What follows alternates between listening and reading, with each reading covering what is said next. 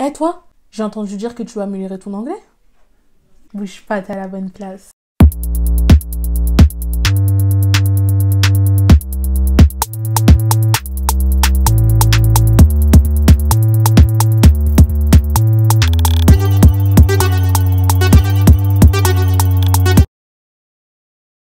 Hey what's up guys, j'espère que vous allez bien. Aujourd'hui je reviens avec une petite vidéo. Ah oui, j'espère que votre confinement se passe bien, blablabla. Je sais que ça se passe bien, confiance en vous. De toute façon vous regardez des séries ou des films, donc forcément ça va bien.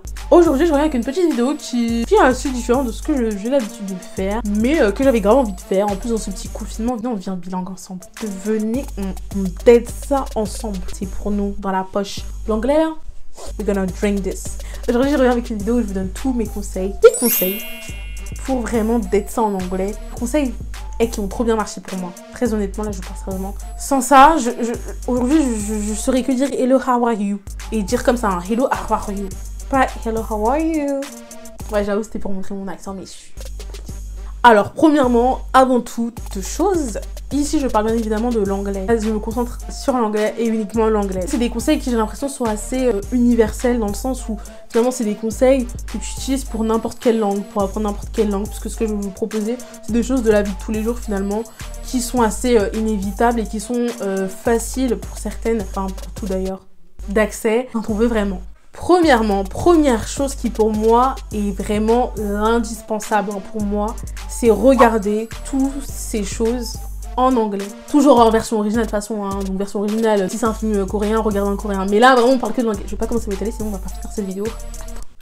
Donc toujours regarder en anglais. Quand je dis tous les trucs en anglais, je parle de Netflix, streaming, YouTube, tout. Les séries, les documentaires, les articles, les jeux, des fois changer nos téléphones en anglais. Si vraiment là on a un peu plus de mal, on le fait pas. Mais ça peut être une bonne solution pour s'améliorer. Logiciels, les ordi, tout. Bien évidemment, on n'est pas encore tous au niveau où on s'en sort tous très bien. Donc, si on a du mal, on privilégie la voix STFR à la VF. C'est-à-dire que on va pas mettre les voix en français, on va mettre les sous-titres en français. Donc, là je parle blablabla, tu vas pas m'écouter comme ça. Tu vas m'écouter dire « So we are going to put subtitles in French ». Pas « alors nous allons mettre les sous-titres en français ». Non, c'est tout ce qu'on ne veut pas. Faut vraiment faire un effort sur ça. Et je sais que c'est des habitudes des fois qui sont hyper dures à éradiquer. Donc si on a du mal, faut se faire. Si on se débrouille plutôt pas mal, on pense, ou du moins on veut améliorer la base qu'on a déjà, VO sous-titré anglais. Donc les voix en anglais, sous-titré en anglais. Tout simplement, c'est le meilleur moyen pour évoluer. Parce que, bien sûr, à l'oral, on peut avoir du mal. Notamment, je sais que l'accent anglais d'Irlande est très compliqué. J'ai regardé une série qui s'appelle Derry Girls, qui est d'ailleurs disponible sur Netflix. Et j'avais énormément de mal à comprendre. Sans les sous-titres, je n'aurais pas pu regarder la série, clairement. Alors que d'habitude, c'est pas que je comprends tout, mais j'ai plus de facilité à regarder des séries américaines, des films américains ou des choses britanniques. Vraiment, avec ça, j'ai eu beaucoup de mal. Mais donc, vraiment, si on a un peu du mal encore, on va se faire si on est à l'aise, VO sous-titré anglais. Il n'y a pas d'autre solution. Vraiment, je pense que c'est la meilleure chose. Aujourd'hui, on est dans une société où beaucoup consomment les sites de streaming, les Netflix, les YouTube, les choses qu'on regarde, qu'on lit, etc. Et donc, je trouve ça important de vraiment apprendre à progressivement intégrer ça dans sa vie, en fait, finalement, et le faire constamment. Et puis, ça va même beaucoup vous aider dans la vie de tous les jours. Maintenant, l'importance de faire ça. Pourquoi? Tout simplement parce que je dis toujours aux gens qui veulent améliorer leur anglais, dans les séries, dans les films, dans les articles, dans tout ce que vous voulez, dans YouTube, il y aura du vocabulaire que vous n'allez pas rencontrer forcément dans la vraie vie. Que surtout que nous, on vit dans un pays francophone, donc ça veut dire que c'est pire, on parle pas anglais. Donc, quand tu vis dans un pays qui est non anglophone comme ça, il est très important que toi, tu ailles développer ton vocabulaire de toi-même, parce que oui, ok, il y a l'école, mais l'école, c'est juste la base, en fait. Je veux dire, c'est pas ce qui fera que tu seras bon en anglais. Clairement, il faut faire plus de son côté. C'est très important. Et par exemple, ça va être des expressions, etc., que tu ne vas pas retrouver dans la vie réelle, que tu verras dans une série. Par exemple, je parle de séries très genrées, comme par exemple Murder, où il y a énormément de vocabulaire qui tourne au niveau de la justice, des avocats, tout ce qui est justice, tout ça. Et tu vas apprendre énormément de choses, vraiment. Si tu ne comprends pas, alors pour ton épisode, pose ce mot, je ne le comprends pas. Si j'ai mis des sous-titres en anglais, je vais sur Google Traduction qui en général traduit plutôt bien les mots à part entière, pas forcément les phrases mais les mots. Ou sinon sur Reverso, les trucs comme ça. Ça va marcher, ça va rentrer à la force et ça va être très bien, tu verras. Et en plus de ça, on peut enlever la VF de sa vie, ça nous permet d'entendre la prononciation, l'accent, parce que forcément, l'anglais c'est un package, c'est comme toutes les langues, il n'y a pas que l'écrit et on vire l'oral. Il faut avoir l'écrit et l'oral. Parce que dans la vie, je pense que si tu veux développer ton anglais, c'est pour aussi peut-être bien le parler, tu vois. Qu'est-ce que tu veux toi? C'est pour aussi bien le parler. Donc pour bien le parler, il faut s'entraîner. Et donc du coup, entendre des personnes qui sont réellement anglophones, donc ça part de l'Amérique à je ne sais où, entendre comment eux parlent, ça nous force en fait à finalement recopier ce qu'on entend, à recopier ce qu'on voit et donc finalement à s'améliorer parce que ce sont des gens qui vivent vraiment aux États-Unis, qui forcent pas sur leur accent comme nous on peut le faire. C'est vraiment naturel chez eux, donc ça nous aide. Il y a une prononciation correcte des mots, avec des anglais qui sont fluides en général. En fait, tout simplement, ça nous fait acquérir du vocabulaire, qui est très très important. Deuxièmement, faire l'effort d'aller voir des séances de films en VOSTFR. Donc VO, je vous rappelle, ici on parle d'anglais, donc anglais. Donc quelque chose anglais. Alors bien sûr, je parle dans le cas des gens qui ne vivent pas en campagne, où ça peut être compliqué par exemple d'avoir même un cinéma tout court, où les séances en VO sont inexistantes, ou sont très peu là. Moi, je parle des gens qui ont l'opportunité, c'est-à-dire que la séance concorde avec leurs heures où ils sont dans ce centre commercial ou l'heure où ils voudront aller, ou le cinéma propose, ou la séance n'est pas forcément plus chère et vous pouvez pas vous l'accorder. Je parle vraiment des gens qui peuvent. Donc, souvent ceux qui vivent en ville ou les choses comme ça, les cinémas proposent des séances en VOSTFR. Bien sûr, s'ils ne proposent pas, vous pouvez pas inventer la séance et mettre des sous-titres. Mais je parle d'un cas où c'est proposé. Et c'est beaucoup proposé de plus en plus. Et en fait, le truc aussi, le problème entre guillemets pour ça, c'est que le pays, limite la France, c'est culturel hein, le doublage français. Hein. Et c'est des choses avec lesquelles nous on grandit, on s'améliore, enfin c'est vrai, c'est pratiquement culturel ici. Hein. Faut savoir et apprendre à s'en détacher progressivement. Peut-être pas faire un coup comme ça rapide que vous détesterez, mais le faire progressivement. Avec des films comme ça, progressivement, on y va, on essaye. Je vous jure que c'est pas impossible de regarder le film et lire les sous-titres. Voilà, c'est très possible. C'est de l'entraînement, mais c'est possible. Parce que sinon, beaucoup de gens aujourd'hui seraient encore paumés en anglais si c'était impossible. Je vous jure que c'est possible. Faut juste se donner le courage de rester concentré, de se dire bon allez là j'y vais, je le fais, je me pose, je fais que ça, je regarde que ça, et vous verrez que vous comprendrez très bien. Et puis aussi, vous aurez aussi l'oreille de vous dire ah je comprends ce qu'il vient de dire et j'ai pas eu besoin de lire. Franchement vous allez voir ça va être fluide, ça va le faire tout seul. Vraiment des séances de cinéma parce qu'en fait finalement dans un cinéma en général on n'est pas forcément sur son téléphone donc on n'est pas déconcentré comme on peut l'être chez nous. On est vraiment devant le film, si le film est intéressant on va vraiment le suivre. Donc je trouve que c'est un bon moyen d'acquérir du vocabulaire et de tout simplement bien en sortir. Troisième conseil que je vais vous donner c'est lire en anglais. Honnêtement moi je vais pas vous mentir, c'est pas que j'aime pas lire vraiment. Vous avez vu hein, la médiathèque qui m'a appelé là 7 ans plus tard là pour que je vienne ramener leur livre. C'est pas que j'aime pas, c'est juste que je le fais pas. Pourtant j'ai des livres chez moi en anglais, notamment parce que je fais la spécialité LLCE donc j'ai des livres à lire et même avant j'ai d'autres livres aussi. Je le fais pas trop mais je sais que c'est un très bon moyen de s'améliorer vraiment. Et je sais que aussi certaines personnes n'aiment pas lire. Donc cette partie là en soi vous pouvez la skip même si ça reste quelque chose d'important parce que un livre c'est vraiment on lit. Vraiment si on bloque sur un mot on sera forcé en fait aller se regarder la signification. Alors dans des séries ou des films, pas forcément. Là, t'es bloqué, le mot est très important dans la phrase, faut que j'aille voir vite. Et puis ça, en plus, stimule notre cerveau. Des livres sont parfois disponibles avec des traductions ou des mots, enfin des traductions de mots complexes dans un texte. Genre il y a la traduction des mots sur le côté et tout. On travaille notre concentration et notre réflexion finalement. Et encore une fois, ici, on acquiert du vocabulaire et en toutes circonstances. Voilà. C'est un peu comme les films et les séries, mais en version libre, tout simplement, version papier, et qui va nous demander plus de temps, bien évidemment. Quatrième, les applications d'apprentissage qui sont vraiment bien.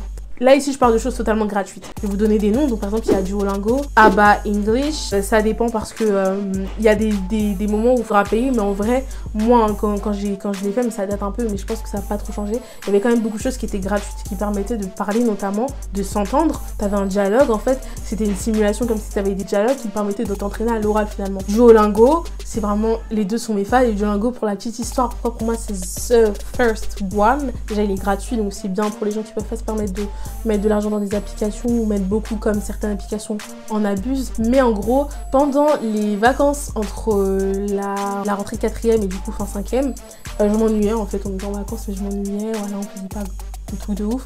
Et du coup j'ai installé cette application là pour tout simplement développer mon anglais. Il faut savoir que moi à la base j'ai des facilités en anglais entre guillemets, c'est à dire que par exemple en primaire quand tu vois les petits trucs des bébés, je m'en sortais plutôt bien, j'avais pas trop de mal, en 6e aussi ça allait, en 5e aussi ça allait, vraiment j'avais des super notes. Mais j'ai voulu encore plus me développer, m'améliorer et j'ai installé Duolingo du coup, ou quand je vous dis je l'ai fait tous les jours mais c'est un truc de ouf. Les vacances d'été d'ailleurs j'ai même pas fait les 2 mois, je crois j'ai installé ça au bout du mois d'août. Je sais plus, non, juillet. Bref, peu importe. J'ai bossé ça tous les jours. En plus, sur Duolingo, ce qui est cool, c'est que tu vois, tu peux tourner. Je vais vous mettre une vidéo de comment l'interface se présente. Mais tu peux te mettre des défis, des séries de 5 jours où tu respectes. Après, t'as des petites pièces et tout qui te permettent d'acheter d'autres trucs. Enfin bref, c'est vraiment cool. Il te motive, il t'envoie des messages pour te motiver à venir. Enfin, vraiment, c'est une application qui, pour moi, a grave fonctionné. Et j'en suis ressortie en 4e. Ma prof, vers la rentrée, m'a demandé comment j'ai fait pour avoir un niveau comme ça. Pas j'avais le niveau de ouf, mais en gros, par rapport à mes camarades et tout, j'avais un niveau qui était assez élevé, j'avais des bonnes notes et tout. Elle m'a demandé et je lui ai expliqué. Donc vraiment pour vous dire que c'est pas impossible. Impossible n'est pas vous. Impossible n'est pas vous. Vous pouvez grave le faire. Vous installez, vous essayez de faire tous les jours un tout petit peu. Je vous jure que c'est très important de s'entraîner quotidiennement, vraiment. Vous allez voir qu'à force ça va rentrer. Et donc mon 4e conseil, ça va avec le 3e finalement, s'entraîner quotidiennement. C'est la base, ça va de soi avec tout comme dans la vie en fait finalement. Si tu veux perdre du poids, tu dois le faire quotidiennement. Manger bien quotidiennement, faire du sport quotidiennement. Si tu veux progresser, c'est pareil pour une langue. Si tu veux progresser la langue, tu dois la pratiquer le plus possible. Apprendre plus de vocabulaire encore plus. Pour revenir sur des choses incomprises encore plus. C'est comme ça et c'est quotidien. Je vous jure que si vous le faites souvent, pas 1 heure par jour, hein, je parle pas de ça. Mais même déjà 20 minutes, c'est beaucoup. Voilà, t'apprends du vocabulaire. Je vous jure que ça va fonctionner, ça va vous aider. 6e conseil, une chose que j'ai faite, mais qui j'ai pas trop tenu, parce que c'est vrai que moi je suis pas trop dans les trucs comme ça, mais faire des fiches avec des mots, des expressions, des phrases. Je pense que ça peut sûrement aider, très sincèrement. Je pense que pour beaucoup ça a aidé. Moi je l'ai fait un moment, ça m'a aidé, mais j'ai pas continué parce que du coup je me suis plus redirigée vers les films, les séries et tout. Mais c'est un truc qui aide vraiment. Et se dire que chaque jour je rajoute un mot ou des mots. Chaque jour j'essaye d'apprendre ce mot-là, de revenir sur ce mot-là, faire des catégories de mots, les mots qui portent sur le quotidien, des mots par rapport à la nourriture, par rapport aux boissons, des mots par rapport à la prononciation, à la grammaire, enfin bref, vraiment faire des mots de tout. Et je vous jure que si vous apprenez petit à petit, vous rajoutez petit à petit, à la fin vous allez vous ressortir avec des millions de mots, ça va vraiment beaucoup vous aider. 7, je trouve que je ne vois pas assez, mais apprendre les verbes irréguliers parce qu'il y en a énormément en anglais. Et même moi, pour vous dire, je les apprends encore aujourd'hui. Hein. Je pense que je les connaîtrai jamais tous. C'est comme en français. Hein. Et déjà, quand t'as du mal en français, conjugaison, grammaire, en anglais, ce sera pas mieux. Enfin, c'est mon cas.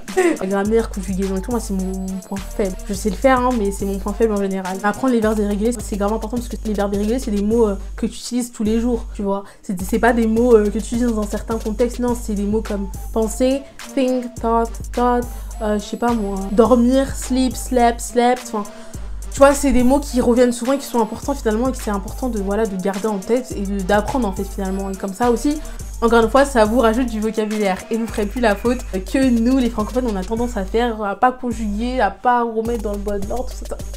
On veut plus ça. Ici, on est là pour être bilingue. En 8e conseil, ce que je peux vous donner, travailler son accent souvent. Donc, comme j'ai dit, une langue, ça se pratique et ça se pratique aussi à l'oral. Parce qu'on veut aussi bien slay avec l'accent. I wanna slay with the accent. Et sinon, à quoi bon? Je sais que souvent ça bloque. Je sais que c'est souvent l'accent où on a du mal. Mais je vous jure que si vous le pratiquez souvent, c'est pour ça que je vous dis c'est important aussi d'écouter en VO les séries, tout ça. Parce que vous entendez la bonne prononciation, les documentaires et tout.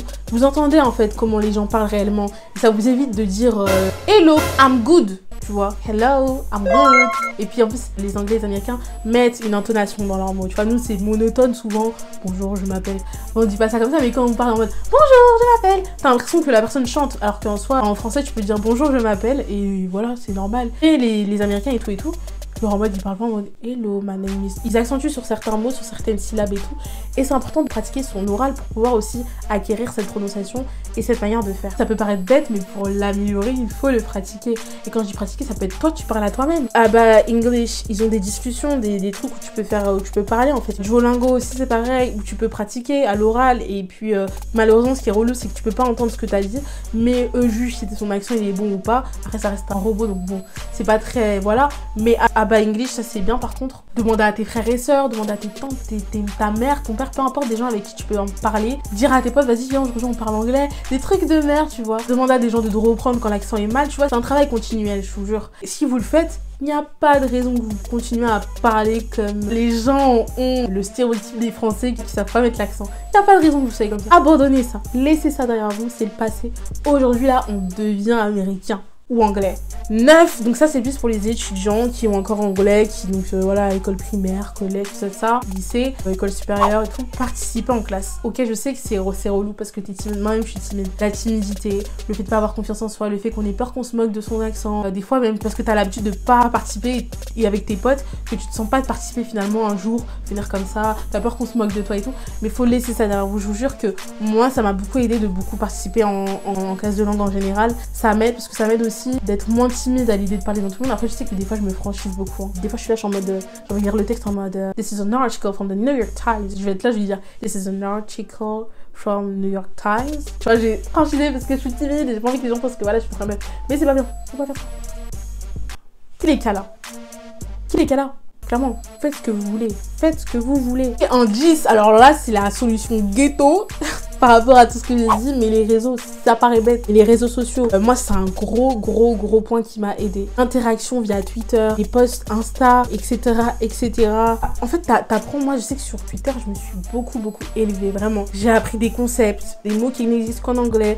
Des mots qui vont avec des concepts. Et donc ces concepts, si tu connais pas le mot anglais, tu peux pas les connaître. Des choses de la vie en fait, des termes. En fait, il faut apprendre à être curieux, à s'ouvrir un peu au côté anglophone des réseaux. Je vous jure que vraiment, ça va grave vous aider. Après, si vous traînez pas trop sur les réseaux, vous n'êtes pas sur Twitter et tout, il y a toujours Insta. Si vous n'êtes pas sur Insta, bon, je vais pas vous dire ça parce qu'en général, Insta pour les gens qu'on connaît. Et bon, si on est tous français ici, en général, c'est que des francophones qui parlent pas forcément anglais. Mais moi, par exemple, Twitter, je sais que ça m'a beaucoup aidé. Ça m'a beaucoup aidé. J'ai appris des expressions. Même des expressions que, entre jeunes, par exemple, que tu vas pas voir dans les séries ou quoi. Ou alors, par exemple, moi, je sais que, genre, dans la communauté noire, il y a des mots bien précis qui existent que, par exemple, en France, on n'a pas. Parce que c'est vraiment, ça vient de chez eux. C'est entre eux. Et c'est des termes qu'ils vont pouvoir dire aussi à d'autres gens. Et toi, tu vas te retrouver perdu en mode, on est quand même pas. Donc, oui, cette solution peut paraître ghetto et totalement bête, mais les réseaux ne sont pas tout le temps là pour nous abrutir. Ils peuvent aussi nous apprendre des choses. Et vraiment, pour l'anglais, je vous jure que ça a été une grosse solution pour moi. Je vais vous rajouter un petit point bonus qui pour moi est tellement évident, mais je dis quand même la motivation. Si vous n'êtes pas motivé, vous n'allez pas y arriver. Je vais pas faire la comparaison avec le sport où on dit au début de l'année, ouais, je vais grave donner tout, après on perd toute motivation. Non, les blessures qu'on va réouvrir, on veut pas. Mais vraiment, je vous jure, la motivation c'est très important. Moi, clairement, je m'ennuyais et tout, mais en soi, j'aurais pu très bien faire autre chose pendant tout ce temps, hein. Pendant mes vacances où j'ai fait avec l'application du Duolingo, j'aurais pu faire autre chose.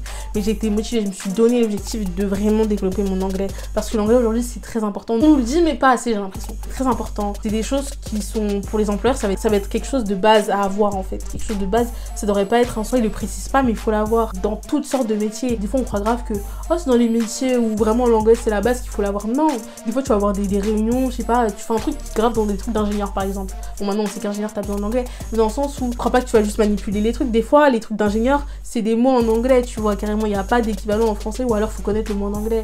On nous dit souvent ça. Des fois, dans des choses bien précises, ils disent faut connaître le mot anglais, c'est comme ça qu'on parle, tu vois. C'est très important, vraiment. On s'en rend pas assez compte parce que, bah, nous, pour les gens de mon âge, on apprend l'anglais du lycée, du collège et tout. Plus on grandit, plus on n'apprend pas les bases, plus on se dirige vers des choses bien précises. On va apprendre le vocabulaire de telle chose, de tel sujet. C'est tout aussi important parce que c'est du vocabulaire, on va pas cracher dessus. C'est-à-dire que si pendant 2 mois tu vas apprendre que ce vocabulaire, finalement t'apprends que ça, ce qui est déjà bien, mais derrière t'apprends rien d'autre et puis tu sors en juin, t'as que le vocabulaire de la séquence 1, enfin tu vois, c'est bien toi-même de faire l'initiative d'aller apprendre et de faire autre chose. Donc oui, la motivation, je vous jure que c'est la meilleure des choses, motivation et curiosité, c'est le package pour réussir vraiment à avoir un bon package, je me répète, ok, en anglais. Donc voilà les gars, moi c'est tout pour moi, j'espère que ça vous aura aidé, vous aura peut-être motivé à commencer dès ce soir. Je vous jure, Duolingo, la base, vraiment. Si vous voulez commencer par comme ça en mode application, Duolingo, la base, vraiment. Je vous fais de très gros bisous. J'espère que j'ai pu vous aider. Si vous avez d'autres précisions à me demander, n'hésitez grave pas en commentaire à tout me dire. Pensez à lâcher un petit pouce bleu, à vous abonner, à activer la cloche si vous voulez plus. En période de confinement, on devient bilingue, mais on devient aussi abonné de Caddy. Ok? Non, je rigole. Abonnez-vous si vous avez envie. Moi, je vous fais de très gros bisous. Portez-vous bien. On se dit à la prochaine. Salut!